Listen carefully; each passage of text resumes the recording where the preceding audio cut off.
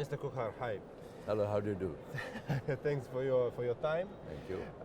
I know that you have come here for the first time. What is your general impression about this event? Why Kazakhstan succeeded in becoming such kind of hub between West and East? Well, I've come for the first time and I think it's quite impressive. Kazakhstan is a very large country. It may have a small population, but again a country with enormous resources, not only energy, but some very precious rare metals and very great prospects for agriculture. It's a very vast country. Yeah, yeah. When you fly in, you'll see what a massive country it is. So it's a country which does not have any serious problems with any other, and it's trying to create, of course, a traditional relationship with Moscow and Ukraine, but also a new relationship with China, which is a neighbor. Yeah.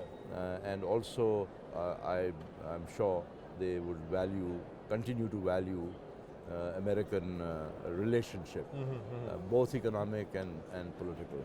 So, in a way, Kazakhstan is uniquely placed, and I think this kind of a conference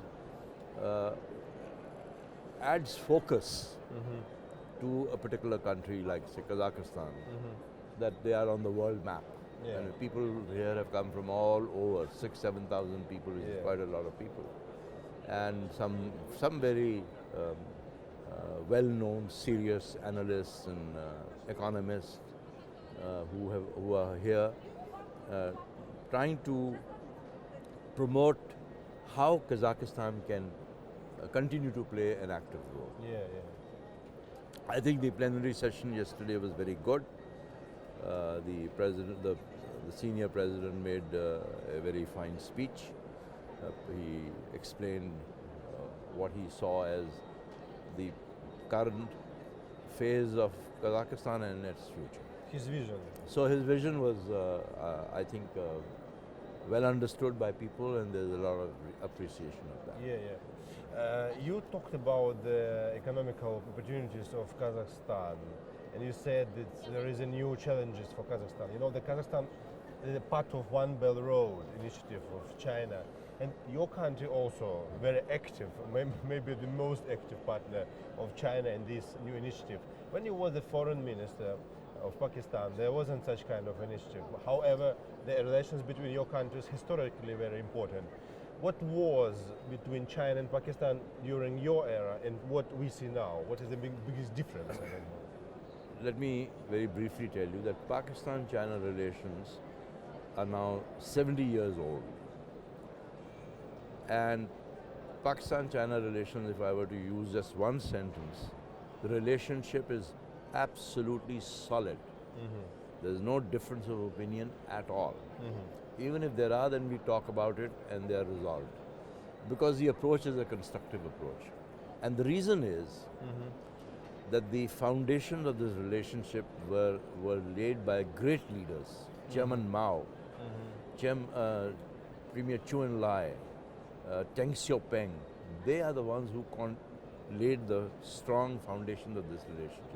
And every Chinese president, every Chinese leader, Just contributed. every Pakistani leader has contributed to it. Yeah. So that's it. You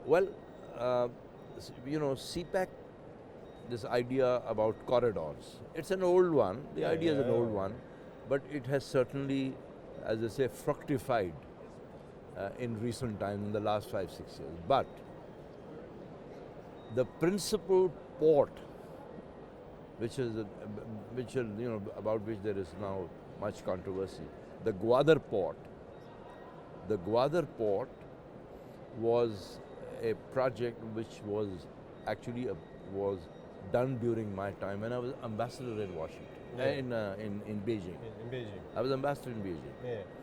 And then from there I went back to the country as foreign secretary.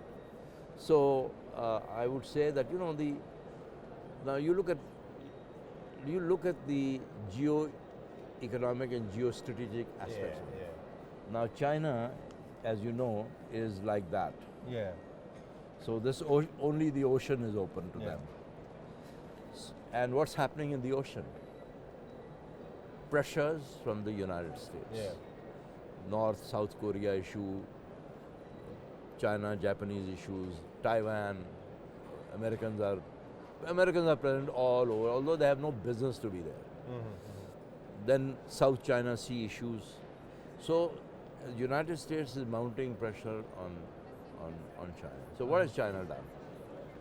So Pakistan. if you look at this, no, not only Pakistan. They have opened the doors. All these doors have been opened. And where do these doors lead? From China right up to Europe. To Europe. Yeah. Right up. The This is Eurasian, the key point, the core point. the Eurasian landmass. And that's where the future is. As they say, 21st century belongs to China. Well, China is the engine for driving the shift of economic power from the west somewhat to the east. But the future is between China, the Eurasia, and Europe, which includes Russia, includes Ukraine, includes other European countries. And many European countries are signing on. Yeah. Now, BRI is a very visionary, brilliant geo-economic and geostrategic move. Brilliant. Brilliant. And it's not something that's going to happen tomorrow. It's Yeah, going to be it's a long long term. term, That's, yeah. that's the Chinese way of working. But they're doing it seriously. Now, the second forum was held only a few days ago. Yeah, I know. And now the Chinese are absorbing the criticism and, Analyze. and now redefining Yeah. the whole thing. But they are serious.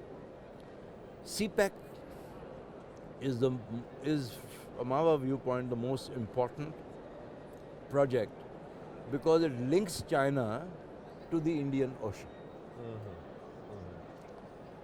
You look at the route.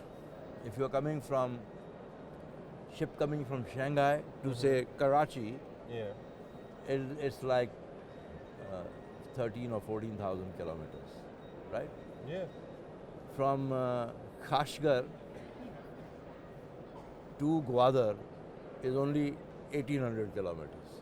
So Yeah. you see the difference? Well, yeah. Wise approach. Right. So if you have a all-weather road, now this road is not something new. This road was also built by the Chinese in the 60s and the 70s. That connected China and Pakistan. So what we are really doing is this corridor is that road which has now been expanded, and hopefully the future is that we'll not only have a road traffic, a road transportation facility, we will also think in terms of railways, we'll think in terms of communication, digitalization and all that. So the whole, and we welcome, we don't say this is between Pakistan and China alone. Yes. We yes, welcome yes. everybody. Other countries. Yeah. Everybody can, even Russia if they want to, they can. If Ukraine wants, because if you want to send goods to China, you just send it to Karachi and from there they're going to go to. Last question about the geopolitical things, because you were ambassador in China, in the United States. Actually, I know that you lived in Russia, Yeah. so you know all main geopolitical partners, you know the countries. Now, what is happening between China and the United States, between India, I don't know, and Russia? Some experts say that India step for step became more pro-American. Is it true? I don't know. No, they are 100% pro-America now because initially, as you know, the earlier period when they were very closely associated with the Soviet Union, they still have very good relations with the Soviet especially Union. military. All their military equipment is basically Russian. But this Russian-Indian government headed by Mr. Modi, they think that the future lies with the United States and they want to be part and parcel of the containment of China. Containment of China, which is being initiated by the United States, and the United States has always wanted to contain China. So India has now become a junior partner. Junior partner to American schemes. On the other hand, China's relations with Pakistan are very good. China's relations with Russia are very good. So, and United States, as you know, in all its documents, all its official documents, nuclear policy, threat perceptions, intelligence, they have now identified Regard China as as threat number one and Russia as threat number two and Iran as threat number three. So if India wants to become a party to this game, it's up to them. We don't want to make choices. We have excellent relations with China. We have very good, fast improving relations with Russia. We still want to have good relations with the United States. But you know the difference in this whole game, China is not impolite, not undiplomatic, and they don't do this. You know what I mean? Not force. But the United States does it all the time because it's got arrogance, or shall we say, what's the word? Hubris about its greatness. But look what's happening to them in Afghanistan. 18 years they've been Syria. fighting. Then what they did to Iraq, what they did to Syria, what they did to Libya. But then it's a rogue elephant, you know. That's it. Thanks for your brilliant analysis, very current and brief and very, very strict analysis. Thank you. Thank you very much.